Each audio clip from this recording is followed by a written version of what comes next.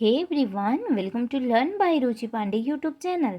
आज के टॉपिक पे हम क्लास 11th के केमिस्ट्री चैप्टर नंबर 1 के एक्सरसाइज नंबर 1.6 के बारे में डिस्कस करने जा रहे हैं। जैसा कि आप देख पा रहे होंगे, इसमें वेट परसेंटेज से रिलेटेड क्वेश्चंस दिए हुए हैं। और क्वेश्चन क्या दिया है, किसी पदार्थ ए के 2 ग्राम को 18 ग्राम जल में मिलाकर 1 बिलियन प्राप्त किया जाता है। विलेय ए का द्रव्यमान प्रतिशत परिकलित कीजिए। यानी कि इसको वेट बाय वेट परसेंटेज बोलते हैं। इससे हमें फाइंड आउट करना है।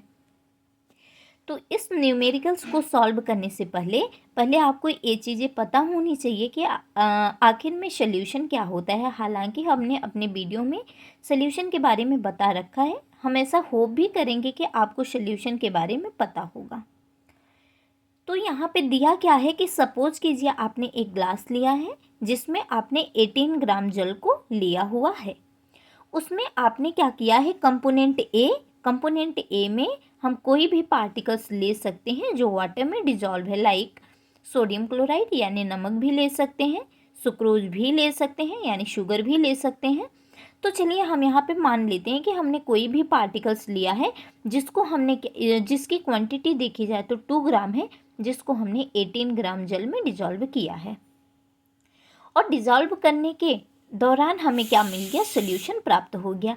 अब बोला जा रहा है कि जो वाटर के 18 ग्राम लिए गए हैं, इसमें ए का कितना परसेंटेज लिया गया है। जब हमने वाटर में ए के मॉलिक्यूल को डिजॉल्व किया है तो ए क्या होगा, सोल्यूट होगा। जल क्या होगा यानी वाटर क्या होगा, सॉल्वेंट होगा। सोल्यूट और सॉल्वेंट आपस में मिलकर सोल्यूशन बनाते हैं। गाइस एक चीज़ और यहाँ पे दिया हुआ है कि जो भी सोल्यूशन बन रहा है उसमें एक तो जल का कंपोनेंट लिया गया है, एक तो कंपोनेंट ए लिया गया है यानी पदार्थ। यहाँ पे कंपोनेंट टोटल कितने हुए, 2 कंपोनेंट हुए। बट सोल्यूशन के लिए कोई कंडीशंस नहीं है कि कंपोनेंट हमारे 2 ही होने चाहिए। 3, 4, 5 और भी ज़्यादा हो सकते हैं।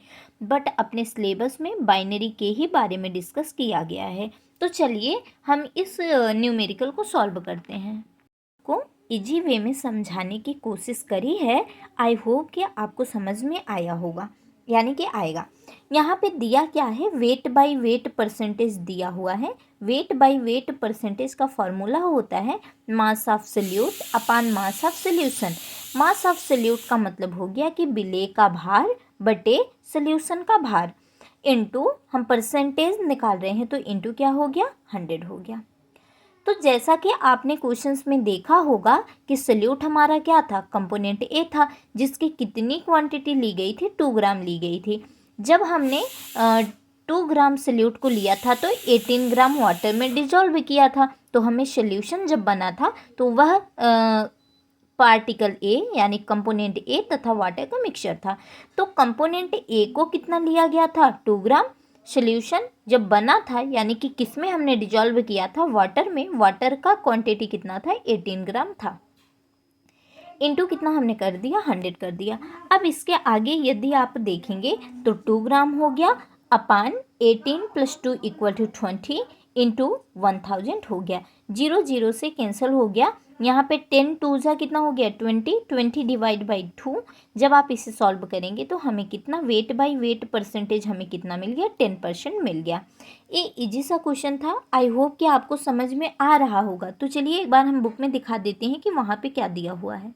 में भी वैसे दिया है, ए का द्रव्यमान दिया है यानी कि वही मास ऑफ सोल्यूट दिया है अपान मास ऑफ सोल्यूशन दिया है इंटू 100।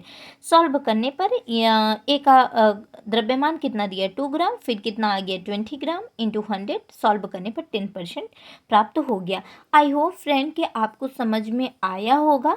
और यदि यह वीडियो थोड़ा भी इन्फॉर्मेटिव लगा तो वीडियो को लाइक, चैनल को सब्सक्राइब, वीडियो को शेयर ज़रूर करिए। आगे के और भी एनसीईआरटी के ऐसे एक्सरसाइज रहेंगे जिनको हम अपने यूट्यूब चैनल पे अपलोड करते रहेंगे।